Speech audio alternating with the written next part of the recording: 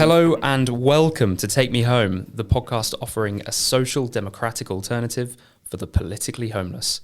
I am Sebastian Moore. And I am Hilary.salt, the Deputy Leader of the SDP. And you might already be able to tell, but I am on my own today in the studio because, Hilary, where are you? I am in London. I've come here to spend a bit of time with my son, who's just had an operation on his leg. And also I've been doing some of the typical London things. Is one of those typical London things going to be part of Culture Club? It is. Oh, okay. Again, no spoilers. People have to wait, yes. So apologies if there are any technical problems. Hilary and I are relatively new to this business of podcasting. So every time we record something, we are sort of slowly getting the hang of the technology. And today, who knows, maybe it'll work, maybe it won't. I'm hoping that people can hear Hilary clearly.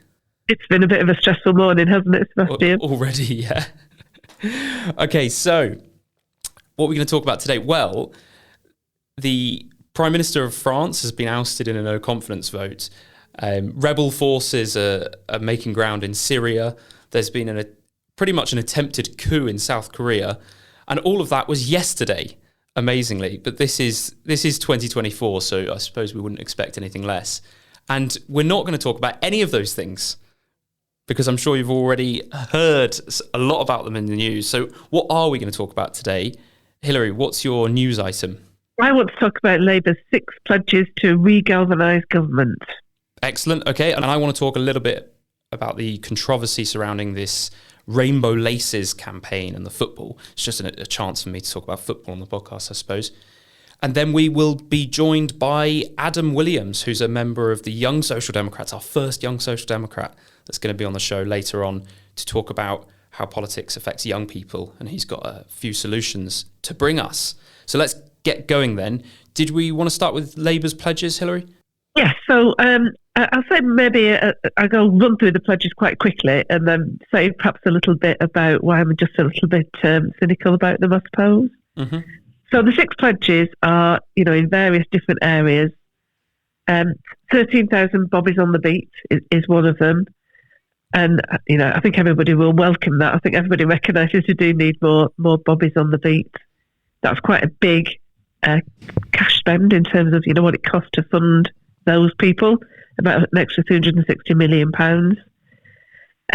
Not clear whether this is a pledge that's in addition to the manifesto pledge to halve serious crime and halve violence against women and girls. I think that's probably the least contentious of the pledges. The second pledge is on education, where they have promised to raise the number of children ready for school at age 5 from 67% to 75%. Mm-hmm. It's a kind of weird thing to measure in my head, but it's measuring things like speaking and listening, social, emotional, and physical development. But also things like literacy and maths, which is, I thought that's what they were going to school for. But apparently they're meant to be doing all that before they arrive at school.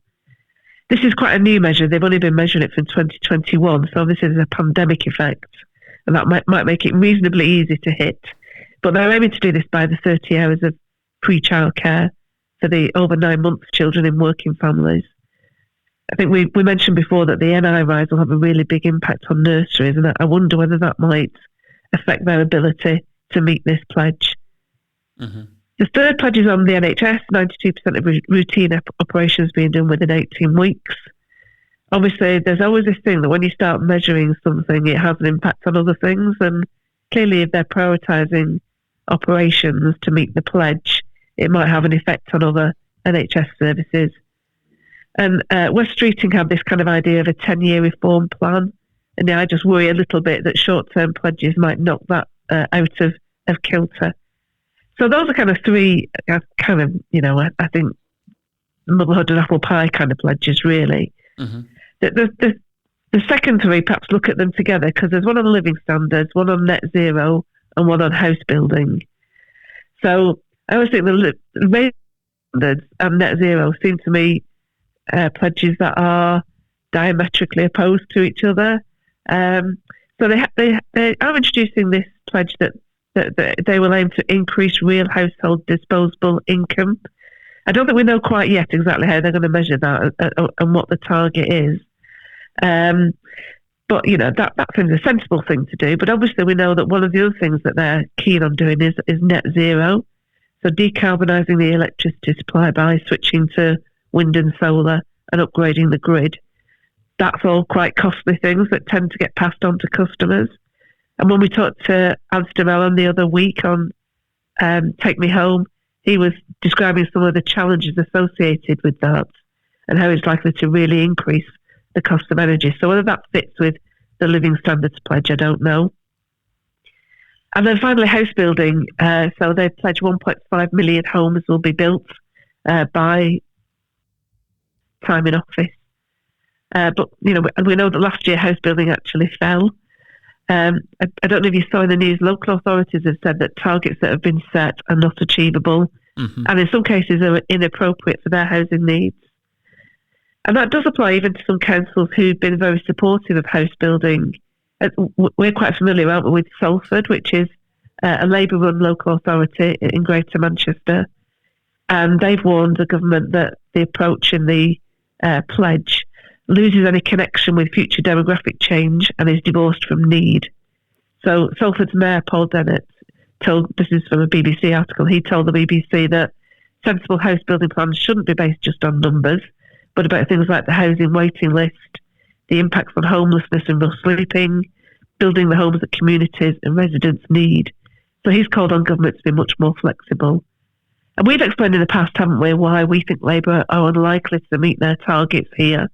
So if people didn't hear our very first episode of Take Me Home, William Clouston, our leader, outlined all of the kind of practical issues that are going to face government in meeting their targets here. So it's a bit of a mixed bunch of targets there. I think that the kind of general problem with these targets is that it's a kind of managerial approach to government that I just think it's unlikely to instill great enthusiasm in anybody. I also did try just searching Labour pledges, and you do get decades of unfulfilled promises coming up, past pledge cards and things like that. And I think many people will think, well, you've already broken your manifesto promises. That was the thing we talked about in the petition last week. The idea that they're going to be the fastest growing economy in the G7, that seems to have been forgotten. And I kind of just think I'd rather you just got on with it rather than, made all these pledges and commitments and tried to use it to create some kind of momentum around government. I think you create momentum by actually doing stuff. So I prefer to just get on with it, really. It feels to me as if it's a parody of government, and this is very relevant in our age. It just feels like what government has sort of descended into. It never really seems to achieve anything or do anything meaningful, and yet the very next day they come out with new pledges, and nobody remembers the last ones. Rishi Sunak had pledges. Like you say, Labour always have pledges. They have these cards. Do you remember the Ed Stone? Do you remember that? I do. The Ed Stone, yes, I do. Stone, I wonder what happened to that. It turned up in a restaurant somewhere. I read about this recently. I think we should make it a national memorial. The Ed Stone was obviously Ed Miliband's pledges when he was running in the 2015 general election, and he got mocked a little bit for it. And then there was the 6 Labour pledges before. I don't know why it's 6. 5 seems like a good number, but yeah, they had 6 before. And I remember, I think it was Wes Streeting and couldn't remember all 6 when he was questioned on it on a morning show. And I just don't think I think it's an easy way to pretend that they're doing something. They go, yeah, we're making promises and we're going to stick to them, things that can be measured. But what's weird to me is if it's almost like, if you think of another area where you get assessed based on your performance, something like sport, you're not making the assessment criteria yourself. Somebody else is saying, if you do very well, you'll be winning the Premier League, or you'll be winning the Tour de France, or you'll be scoring more goals than anybody else this year, or whatever it is. These assessments are made by other people, and that way we can sort of assess from the outside as to how they're doing. But if the government themselves are creating the criteria and saying, well, it's going to be this. For example, the NHS one, they want to make 92% of routine hospital appointments, they want to have those done within 18 weeks. And I don't know about anybody else, but I look at that and go, okay, I didn't know that they were taking longer than 18 weeks. 92, you could tell me that currently, 92% of hospital appointments are being done within 16 weeks. And I'd say, okay, yeah. These seem a little bit divorced from reality. And we all know that we have experience of having to wait ages for appointments or for operations. But they don't seem to stand in line with reality. Yeah, you can't imagine anybody putting it on a placard, can you? Or chanting, what do we want? 92% of routine operations done within 18 weeks. When do we want it now? Exactly. It doesn't kind of feel like what's the top of anybody's list, really. The house building one, for example, I think most experts agree that they are just not going to reach that number. 1.5 million homes built within this parliament. And it won't really matter to them. I guess this is why they do it, is they're acting within their incentive structure. It is beneficial to them right now to set a target like that to make it seem as if they're doing something. And in 5 years' time, they'll have slowly stopped mentioning that thing. And a couple of journalists might bring it up and say, but you said 5 years ago. But by that point, the news agenda has just moved on. We were talking, just at the start about the crazy day of news yesterday. A lot of that will just be resigned to history at some point. So I guess that this is the reason they come out with these pledges. Well, you do wonder how many, I was going to say man hours, probably can't say that anymore, can we? Person hours have been spent in doing all the comms for this, sorting out the announcement, deciding exactly what the pledges should be. And that time could have been used actually getting on with it. And that's the thing that I kind of find a bit the most annoying and frustrating about it. Exactly. And I guess we all want the government to be doing a lot, right? We have a high demand of what we want from the government. And I think the article that you shared with me mentioned this, is that when they pledge something, what that's actually saying is we're going to be focusing on our attention on this, and therefore we will be focusing less attention on something else. And so when I see these 6 pledges, I think, oh, is that what's important to them? What about this thing that I care about? And it seems like a very childish way of doing government. It does. I suppose what we should hold on to is, as you said, people are generally judged by others, they don't generally mark their own homework. Mm-hmm. But it feels like a long time to wait another 4.5 years before we get to judge this government by going to the polls again. But I guess that is how we will judge them. I doubt whether anybody, when they go to the polling station in 4.5 years, will be thinking about these 6 pledges. Can I give one more example of how I think that this sounds quite childish to me? The pledge on the economy that you mentioned, they've sort of stopped talking about, but it was a part of their general election campaign. They wanted to have the fastest growing economy in the G7. I think as most people would listen to that and say, well, I don't really care about being the fastest growing economy in the G7. I care about having a good economy. If the G7 are doing crap, then I don't want to be the fastest growing out of the G7, right? Absolutely. That's a criticism people often make of fund managers when they're managing money, that they say they met their benchmark. So they were, just about the same as everybody else, or maybe a tiny bit better. And even if everybody else did dreadfully, at least they weren't out of line. So it does make, people set aspirations that are perhaps not the highest they might set as well. What would be your suggestion, if I can just put you on the spot, for how governments should be held to account for what they're achieving? Whenever people ask me what's the biggest thing that we really need to be worried about, my answer is always productivity. So in general, I think that most things that we do in the economy are done well by the private sector, but they need things like infrastructure to allow them to really motor ahead and make things more efficiently. And it's making things more efficiently that we really need to concentrate on. And if you asked me what measuring stick I would use to judge a government, it's the extent to which they have promoted and allowed greater productivity within the economy. Because it's exactly that allows us to do things like improve the NHS, build more houses, improve living standards. All these things they want to do, they can't do unless they really grow the economy. So it is that productivity issue that I think should be at the centre of everybody's, real aims for what they need to do in government. And would it be reasonable to suggest that if you were fulfilling that promise, you could say to the general public, you will be seeing the consequence of this, not only in average salaries increasing, but in your lived experience, anecdotally, you'll see that the productivity of things like the NHS, of the police will start investigating crimes, and will you see it in every area of society?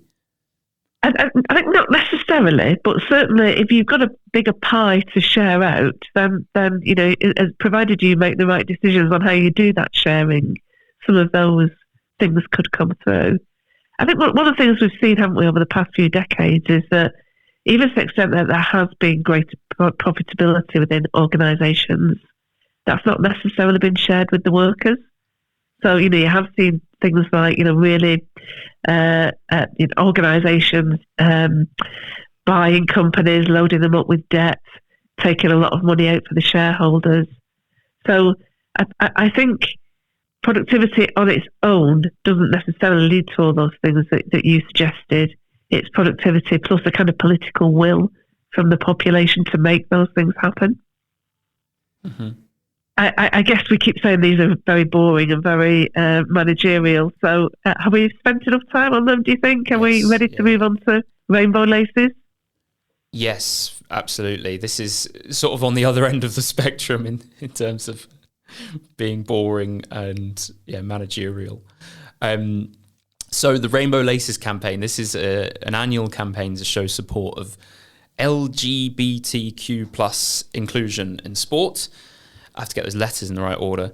So what happens is every year around this time for this week, football captains, so the Premier League captains, usually wear rainbow armbands to show their support, as well as I think the players can wear rainbow laces.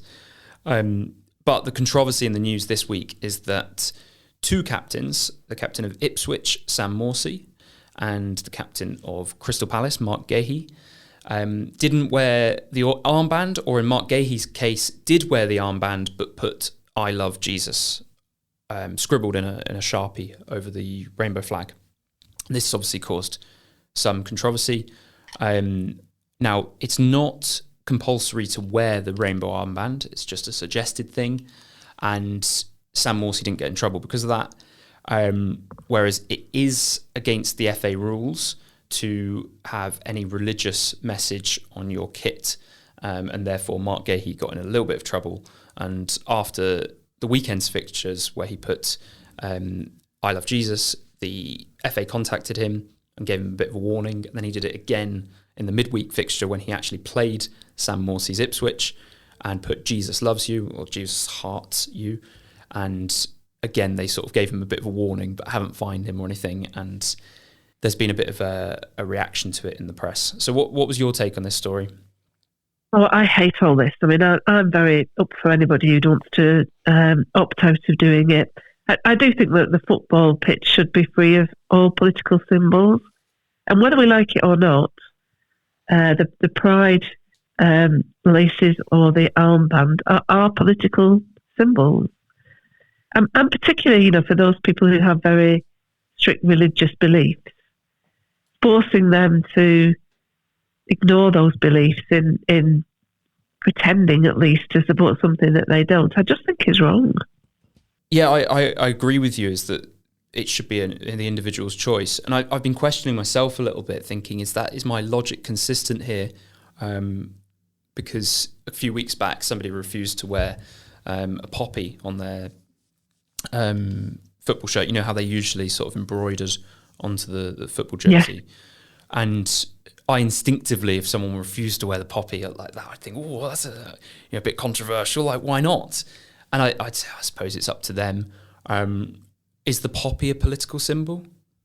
I find that a really tricky one, actually, because I would like people to choose to wear the poppy. But again, I don't think anybody should be forced to. There are some people who would see the poppy as a symbol of national repression, people, Irish Republicans, for example. And I don't think anybody should be forced to wear something that they don't agree with. So it's always easy to say, isn't it, that this isn't political because everybody agrees when it's something that you agree with. But to say this is political when it's something you don't agree with. And I think we should be really wide in acknowledging that anything anybody could see as political really shouldn't have its place on a football field. There have been examples of politics sort of being brought into the sports arena in years gone by. Quite famously in the Mexico Olympics in 1968, Tommy Smith and John Carlos, the 200-meter sprinters, black Americans, they stood on the podium. They won gold and the bronze medal, and they stood on the podium and did a Black Power salute. Have you ever seen that photo? Yeah. Yeah, very famous. And I sort of look at that and think, I'm all in favour of sportsmen expressing their political sympathies or standing up for, in that case, civil rights. And I was trying to question, why am I for that, but then I get annoyed when somebody like Sam Morsey or Mark Gahey's criticised? And I think it comes down to this, that I fully support sportsmen independently protesting, as is their right, but not being told to by an organisation. And I think in this case with the rainbow armbands, and what has happened nowadays, because people will link a lot of the cultural issues like this to civil rights movement in the past. But I think the big difference is, in the past, we would have looked at these players and said, oh, wow, 19 of the Premier League captains wore a rainbow armband in support of LGBTQ plus people. Whereas nowadays, what happens is we say, wow, 1 out of the 20 captains didn't wear a rainbow armband, and that becomes the story. And I think it's a complete reversal in the way that we look at these cultural issues, as we're trying to find the person that doesn't conform. And, it's a bit of I suppose it's already a bit of an outdated phrase, virtue signalling. But I think that's how it sounds to me, is that the people are desperate to show how virtuous they are, and they're searching out the people that might have a chink in their armour. They might not be fully willing to go along with every single aspect of it. And therefore, for me as a bit of a contrarian, I would just say, well, okay, I'm not going along with any of it. That's your choice. Yeah, and this is sponsored by the FA and Stonewall, isn't it, this whole campaign? Yeah. So it isn't something that's come bottom up. It's very much a top-down imposed thing. Exactly. And this has been imposed by the FA, who, I have real problems with the extent to which you can really say that the FA is inclusive. The FA has a policy of allowing some men to compete in women's sports. And I don't think that's inclusive of women at all. It's entirely reasonable for women to expect their sports to be reserved for their sex category. Mm-hmm. Because if they aren't, that's a problem for women, both in fairness terms and in safety terms. And the Equality Act does allow different sports bodies to effectively exclude people born male from women's sports. The FA is one of the groups that doesn't do that, one of the sports bodies that doesn't do that. They have very much a kind of individual decision approach combined with a kind of testosterone suppression approach. But it does mean that, there are cases where men will be allowed to play in and against women's teams. And for the FA to say, we're showing how inclusive we are by sponsoring this campaign, actually ignores the fact that it's really problematic for a lot of sports women who rightly expect their sport to be protected against men competing in a way that's both unfair and unsafe. Right. There's also the reaction to this from the politicians, because obviously we're aware that there is this culture war that we sort of, I don't think you can get away from, and people might think that it's over. A lot of the post-US election talk was that the culture war is sort of finally over because people call the woke side have sort of lost, and I don't think that's the case. I think these things are going to come back again and again. And if anything, when something is dying, it sort of rears its head in its strongest form. Anyway, so the politician's response to this, did you hear what Robert Jenrick said? Oh, I didn't know. Fill me in. Robert Jenrick, the Shadow Justice Secretary, of course, he said, "This smacks of a two-tier response. Why is a Christian player being treated differently to a Muslim?" Now, this obviously refers to the fact that the FA have contacted Mark Gahey to tell him that he's not allowed to put "I Love Jesus" on the armband, and they haven't contacted Sam Morsey, who's a Muslim. He's an Egyptian or Egyptian descended player, the captain of Ipswich. And I think what's just as bad as the sort of the virtue signalling left, you might call it, is people on the right that are trying to use these issues and to exploit them. And Robert Jenrick, whether he knows this or he's just being ignorant here, what Mark Gahey did was against the FA rules, whereas what Sam Morsey did was not. So this has nothing to do with one player being Christian and one player being Muslim. But of course, Robert Jenrick is appealing to a certain Twitter audience, I suppose. Yeah. And I might finish by saying, rainbow's a very nice colour, right? It's right the spectrum of colours. It's beautiful. So if people want to wear rainbow captain armbands, and they're allowed. I mean, it's instead of black and white stripes or green stripes are often on captain armbands. It's red, orange, yellow, green, blue, indigo, violet stripes. So I think it's perfectly acceptable, and we can get very far away from the fact that this is the colours on an armband. Yes. And surely it's your performance on the pitch that we should be concentrating on. Absolutely. And I'm a Coventry City fan. If it helps improve the performance of Coventry, then please just wear it every match. I'm probably not talking about football today, being a Manchester United fan. So let's move on. Okie doke. In Bring Me Solutions this week, we're joined, as I said earlier, by Adam Williams, a member of the Young Social Democrats, a fellow Young Social Democrat, and he's here to talk to us about young people, believe it or not. Hi, Adam. Hi, Seb. Hi, Hilary. Thanks for having me on.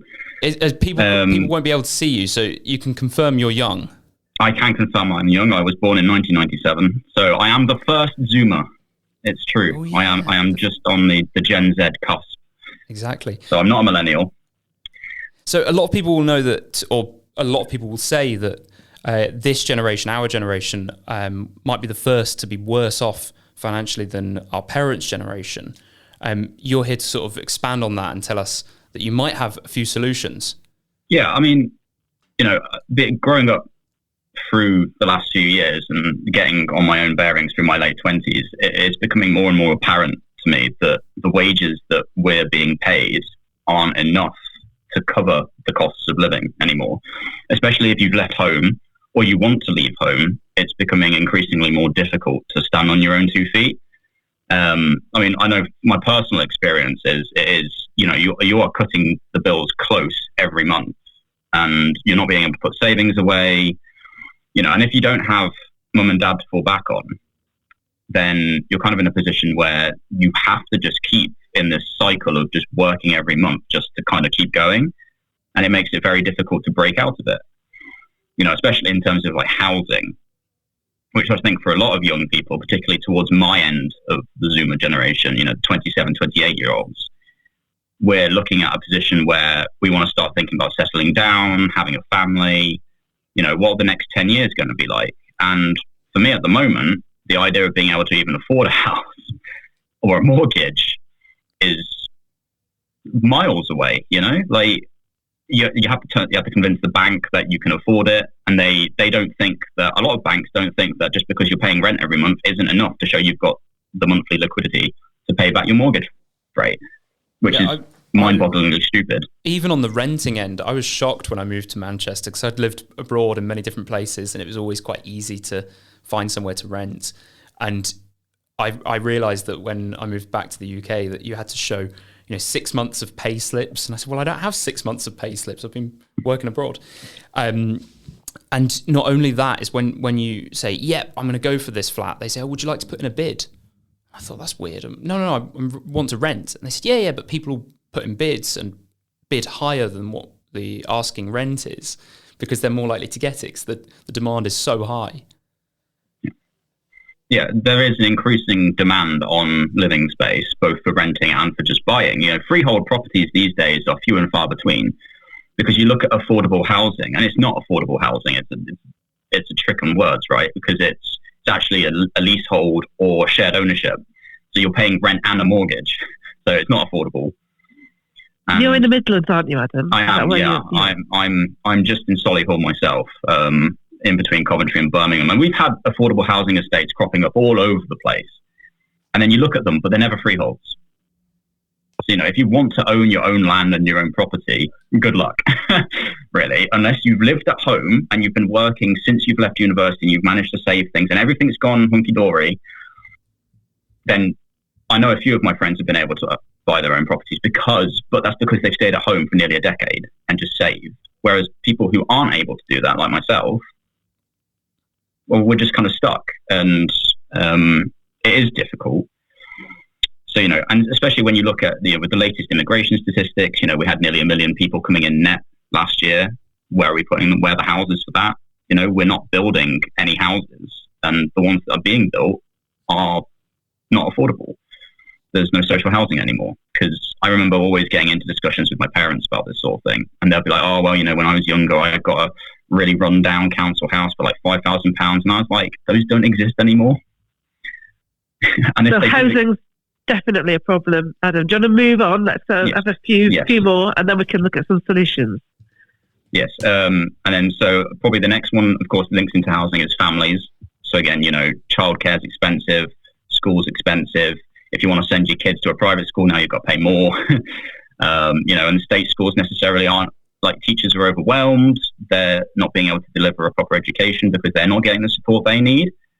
And the infrastructure is just not there. So I've got a sixth form college near me in a local area, and every day at 4:00, all of the students just stream out. There's not enough spaces on the buses. It's just not there. And then that also links into the environment as well, because a lot of young people are concerned about the environment. Me in particular, I'm a countryside guy. Really, I like my surroundings to be green. It's nice. I'm not really a city liver, but we're seeing cases of where the rivers are being polluted to the extreme. Water companies are getting away with it because they just give all their money off to their shareholders. And then the government likes to talk about, obviously, renewable energy, and they talk about wind farms and solar, but they're also just completely dodging the common sense option, which is nuclear. And so there's a lot of fear-mongering and misinformation regarding, climate change and the environment, but I think it is something we should take into consideration, especially for younger generations, but we need to do it in a way which is common sense, and that doesn't beggar the nation. So I know you went to university, didn't you, Adam? Yeah. So I didn't, but we talked about universities last week on the podcast, and I wondered if that was another area where I certainly feel that our generation, we're very close in age, we were sort of sold this lie almost that it's like, well, as long as you go to university, everything's going to be fine. You're intelligent enough to go, you'll be able to get good jobs, well-paying jobs that you'll come out with, and it will set you up for life. Yes, that old chestnut. Yeah, no, I remember when I was in sixth form, we were only really sold university as the only option to go to, because they were like, oh, if you're in sixth form, it means you're really intelligent, so you should go to uni, get a degree, and then you'll be set up. I went to do a history degree because there was nothing I really wanted to do other than history, and then I didn't go into history as a job. So, and then I don't regret going to university because it did make me the person who I am today. But I think if I had a choice from a job standpoint, an economic standpoint, forcing kids to just go to uni just because of the uni experience or it looks good on paper for the schools just makes degrees inflated and worth less. And now everyone and their in-law has a degree. So it's like... An old school friend came to visit me last week, and he didn't go to university either. And but we were sort of reminiscing about the fact that in school, like you say, in sixth form, it was sort of, that was the only option. I remember we actually got put to the side when everybody was doing their applications. It's like, well, just go and sit at the side. There was literally nothing else for us. But anyway, I could ramble on about all the problems facing young people, just like you could. What are some of your ideas for solutions to this? So solutions, really. So again, like you said earlier in the intro, I'm part of the Young Social Democrats. We have our own manifesto, and they crafted to go alongside the main party manifesto, and they crafted like a sort of thing aimed specifically at young people. So a few of the ideas that came out of that for building housing, especially, is reforming the planning system. Coming up with a long-term use of land plan so we can build quicker and easier on brownfield sites, and potentially also some greenbelt land that no longer meets the criteria of greenbelt land. And then we can also that specific planning will enable us to protect the really environmentally important areas and also agricultural land, which is something that's not taken into consideration by a lot of people. And so we've got so much in post-industrial cities. We've got so much space that's just empty, and it just looks grim. If you get the train into Birmingham from Solihull, you will see just empty and run-down industrial estates that they're just there, like there's just graffitied. Knock it down, build some houses. But the planning system is a shambles, so that needs to be reformed. And then alongside that is making sure the infrastructure for those houses is there. We're talking schools, we're talking hospitals, transportation, reservoirs for water. These things all need to have streamlined planning so that young people have housing they can get into. There's infrastructure that we can use to support us and our families, and it's there quickly and hopefully cheaply. And alongside that, it's also maintaining the green spaces. Britain is quite lucky in the fact that often when we have housing estates, we do put a lot of greenery in, and a lot of infrastructure projects these days also do take that into consideration, which is really nice. So it's making sure that we have parks and still space for that. And of course, we are limited on space. But then again, that just brings us back to the crux of the issue. We have to have a better planning system because we have to use the space on our country. We're an island. We haven't got unlimited. So we need to be careful with it, but we need to do it properly, which we're not doing. Which then leads us to the ultimate crux, which is about companies just buying land, not doing anything with it, just letting it sit. They get penalised with fines because if they're just making a mess of the place, not using the land properly, it needs to be used properly. We can't afford to let land just sit around for no reason, just because a company wants to hold on to it whilst its value increases. But that's just not acceptable, really. It's a valuable commodity, and they shouldn't be hoarding it. So that's sort of the idea. And then we had the final point with housing was about compulsory purchasing orders, and sort of we've got hundreds and thousands of long-term empty homes that are just standing there. No one's living in them. So the local council should have the authority to buy them up for a cheap price, and then turn it into social housing, because you don't need a house just sitting there if you're not going to use it. It's just greedy and unfair to everyone else in the area. So I think that if you solve the housing problem, I think that goes somewhere to solving some of the real barriers to family formation that you talked about. But clearly, that there's more to do to put younger people in a position where they feel confident to take that big leap into having children and really, bringing on the next generation. Yeah, I mean, it's a big step, making the decision to have children. And we live in a society where my generation is probably the main generation that suffered from this, is the sort of the hyper-individualism, where you're just thinking about me, and we as a species, humans are social. Throughout history, you can see it, that we've always formed social groups, and we have to move beyond just the individual. The individual is part of a group. The individual's rights are still important, but individualism has had a massive impact on, communitarian values. And you can see that. And you can see it today because everyone just thinks of themselves, whether subconsciously or consciously. I'm guilty of it. I can preach about this, but I'm like, oh, this doesn't make. I don't want to do that because it'll be effort for me. But whereas actually, I'm like, hang on, would that be good for the community? So, but when coming back to family, childcare is expensive, life's expensive. So if we want people to have more children, which needs to happen with our negative birth rate, we can't keep bringing in cheap immigration labour to fix the problem. Things like scrapping the two-child benefit cap, for example.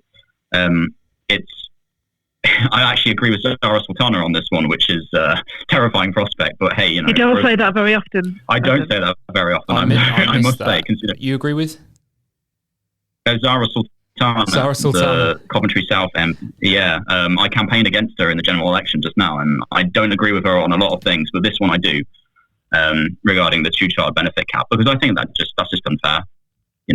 Because if you're having 2 children, you're not adding to the birth rate. You're equalizing it.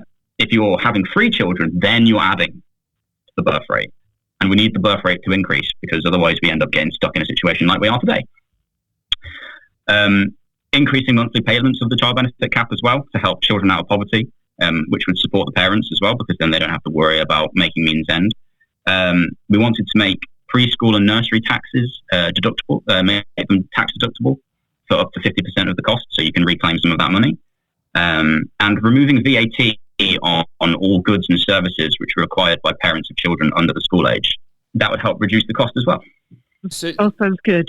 I was just looking at the NEET statistics. So these are people that are not in employment, education or training. And the latest statistics we have are up to December 23.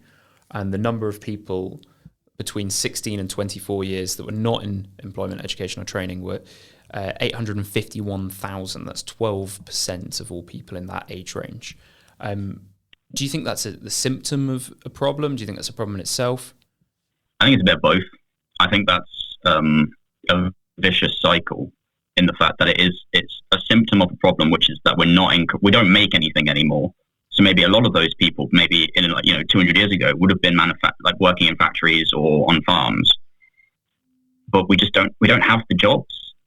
If you've not done particularly well at school in your GCSEs, the school system just kind of goes, you're a lost cause. And apprenticeships, they need to be pushed forward. Manufacturing needs to come back in. So you have these entry level, I'm not going to say like basic jobs, because that's demeaning to the job, but you get the point I'm trying to make, those sort of jobs that you can go into without massive qualifications. Yes, lots of young people used to start on the factory floor and advance to the skilled toolmaker level back in the day. Not 200 years ago, I'm talking 50 years ago. Yeah, going too far back there maybe, but that's the point. Those basic entry level jobs just don't exist anymore because the industry's not there. So, and then once you're in the benefit system, it's very hard to get out of it.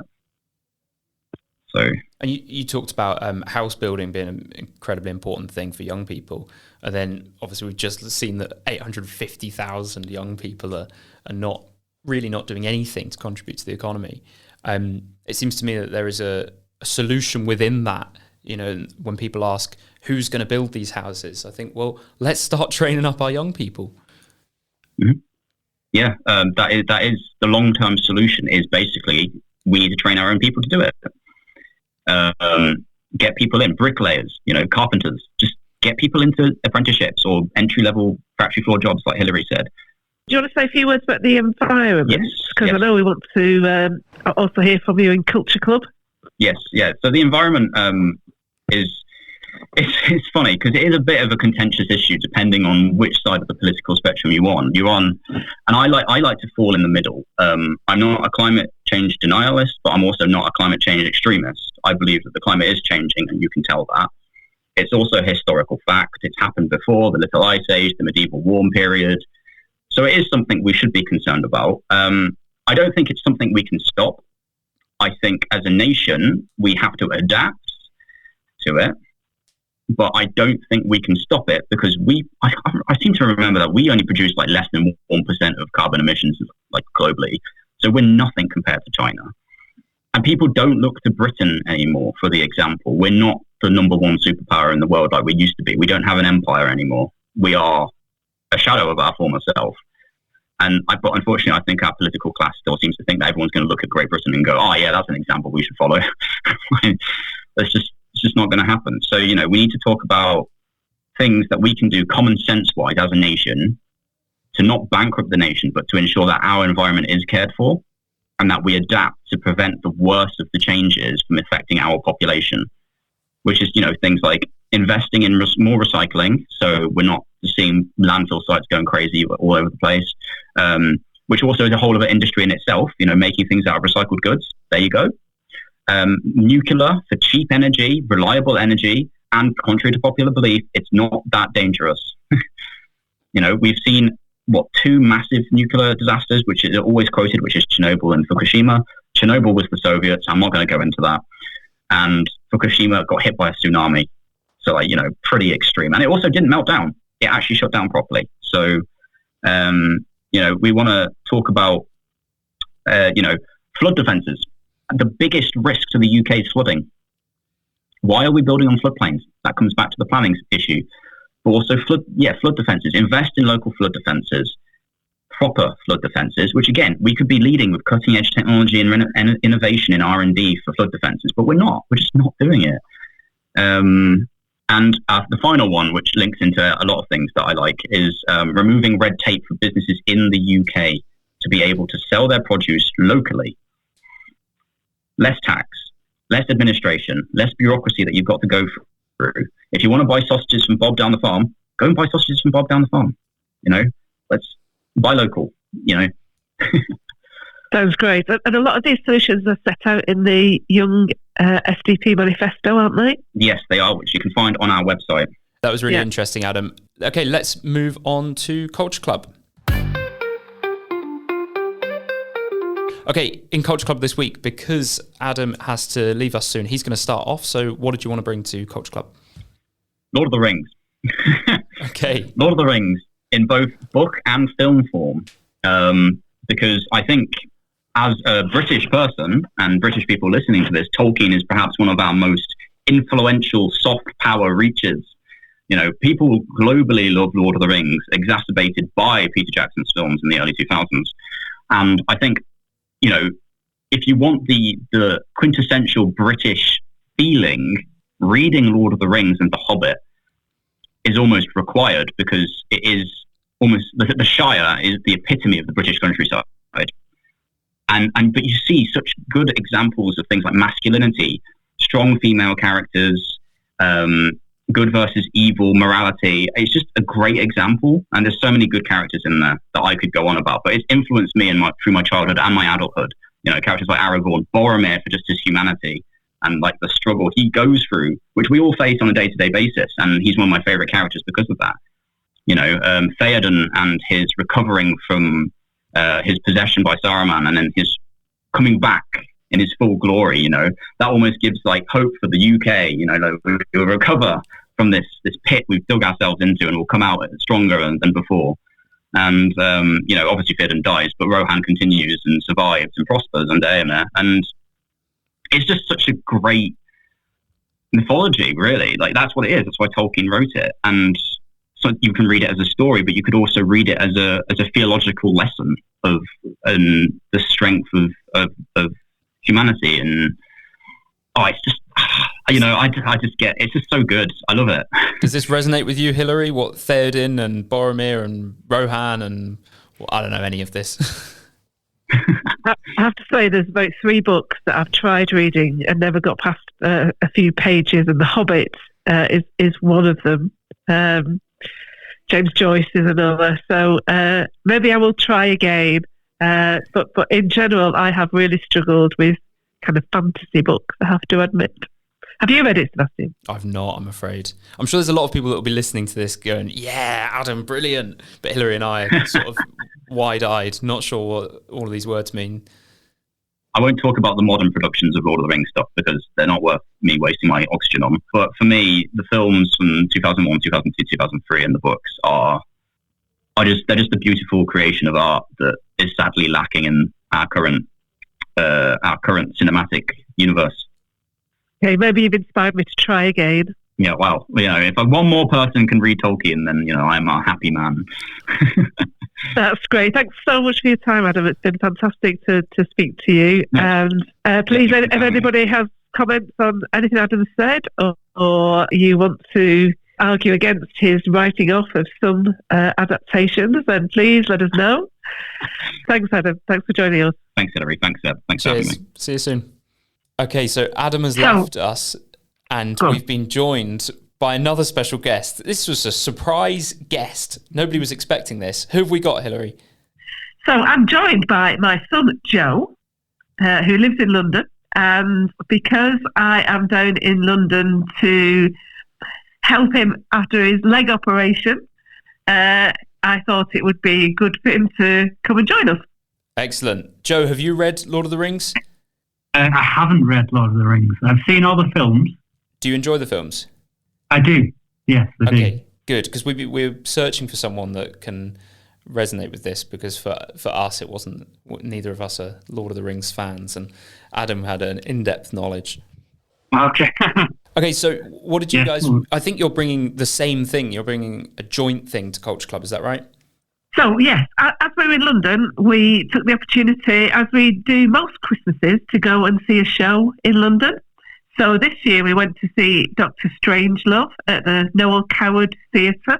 Perhaps I'll give you a little rundown about it, and then I'll let Joe tell you what he thought about it and maybe make some general points. So it starred Steve Coogan, and a lot of the writing was done by Armando Iannucci, who I'm sure lots of us politicos will know as one of the people who was a writer on In the Thick of It.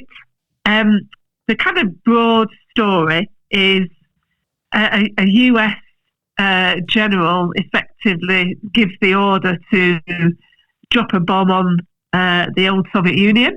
He turns out to be mad, and the rest of the play is really a story about how they try to rescind that order. So there's lots of little storylines associated with having to find out the code that he uses, and having to relay that to the people up on the B-52. There's a lot of the drama takes place in the kind of war room of the US president. So that's kind of the background, and perhaps I'll let Joe say a bit more. Yeah, without giving spoilers away, I was trying to tread on your feet lightly around it, because I know it's not in the theatre for very long. I thought it was the play itself was excellent. I thought Steve Coogan played multiple roles. I think he played four different roles across the show. So I think they handled kind of when there was meant to be two of him on stage very well. So the US president had his back turned for a 5 or 6 minute monologue, for which he went off stage and got changed and acted as his second character. I thought I think it's a very interesting plot line. As someone who hasn't been brought up within the Cold War era, and the fact that we were 10 seconds to midnight for 10 years, it kind of it feels very distant to me, that idea that we are we're one mad general in this case away from the end of the world, but also there's a new element of that coming in now, that we may be back to that time where one misstep by a foreign secretary in any of the NATO countries could put us back in that position, and it's I think they educated people back in the day about it, what would actually happen if there was a nuclear war, and I feel like I haven't received the right education. I know to paint my windows white and get as low as possible. Paint your windows I thought the play itself. What's that about? Painting your windows white? I think it helps with radiation ingress.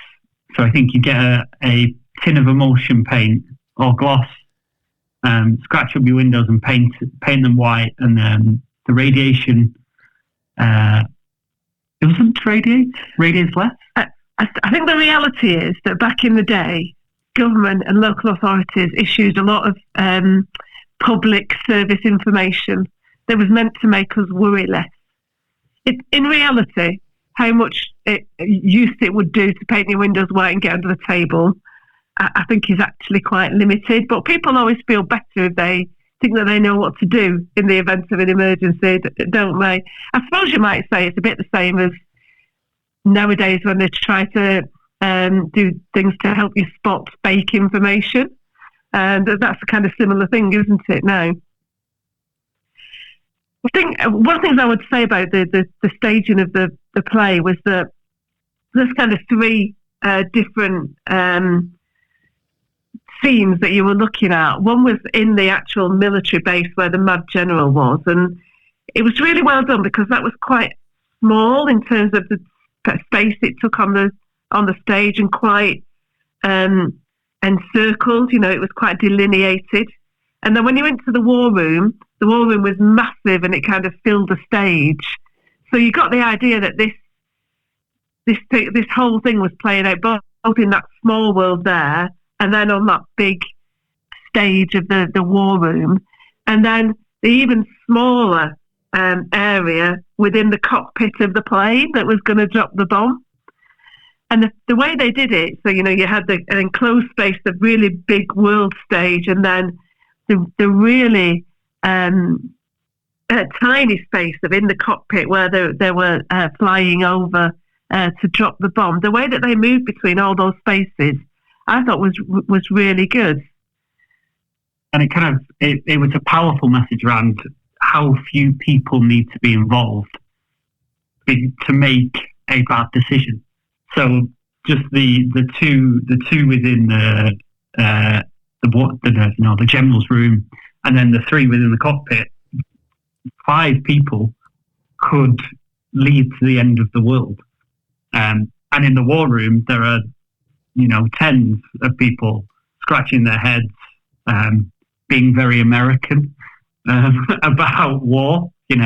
Let's this doesn't spoil it, but the term pre-retaliation was one of the coined phrases of the show, and I think that's a really interesting kind of idea of. I also saw there's a lot of. I don't think Americans would get the way this play. The kind of British humour is very the thick of it. The kind of Armando Iannucci taking the mick of the little ways people interact. I think he does that really well. And Steve Coogan is almost a perfect partner for that. Well, not said so far, and we really should say it is absolutely hilarious.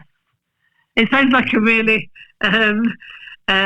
serious and distressing topic, but actually, we just laughed out loud so many times. Have either of you seen the film, 1964 film? I tried to watch it yesterday. I didn't have. It's not on any streaming service, and I also didn't have the means of buying it. It is available to purchase on a streaming service, but I didn't have that one. And no, I've not seen it either. No. So this is a Stanley Kubrick film, isn't it? I think the subtitle is Dr. Strangelove: How I Stopped Worrying and Learned to Love the Bomb. So I would certainly recommend people go and watch that if they're not able to go and see the live show. But I would certainly recommend going to the Noel Coward Theatre and catching this. Brilliant. Well, thanks for joining us, Joe. I hope you join us again one day. I will. I will come a little bit more politically motivated. Good. I look forward to it. Solutions to interesting problems. So we look forward to you coming on and bringing us some solutions. But thank you for joining us for Culture Club. And I think if there's nothing else for us to discuss, then do find our email addresses in the show notes if you want to send us a question or you've got anything to add. There's also links to the things we've recommended. And thank you very much for listening. See you next week. Thanks, Paul.